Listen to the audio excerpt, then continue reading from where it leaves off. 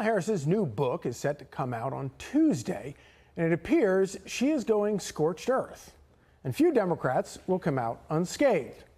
Among the Democrats she is calling out are former President Joe Biden, Minnesota Governor and her former running mate, Tim Walz, Pennsylvania Governor Josh Shapiro, Michigan Governor Gretchen Whitmer, Illinois Governor J.B. Pritzker, former Transportation Secretary Pete Buttigieg, California Governor Gavin Newsom, and Arizona Senator Mark Kelly, to name a few.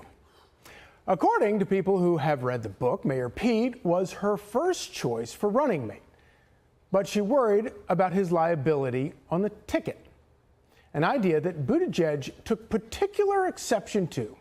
Listen to his response. I was surprised when I read that.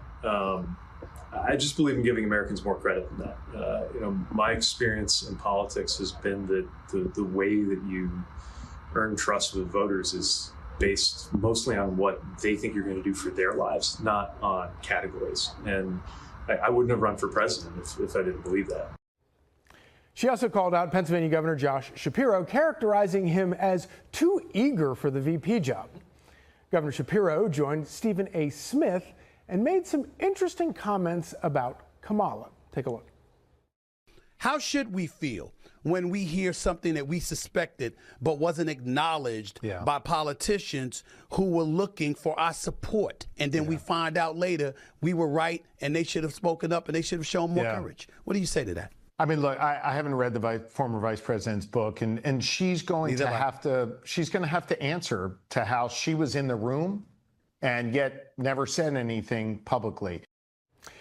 Now, among her many criticisms of former President Biden, Kamala reveals one particularly bizarre story in which she says Biden called her right before her debate with President Trump and said his brother told him that her people were bad-mouthing him among donors. She also said she, quote, had no idea that she had pulled the pin on a hand grenade when she gave this disastrous answer on The View, all but sinking her own campaign. You'll remember this. If anything, would you have done something differently than President Biden during the past 4 years? There is not a thing that comes to mind in terms of, and I've been a part of most of the decisions that have had impact. Here now with reaction, Fox News contributors Byron York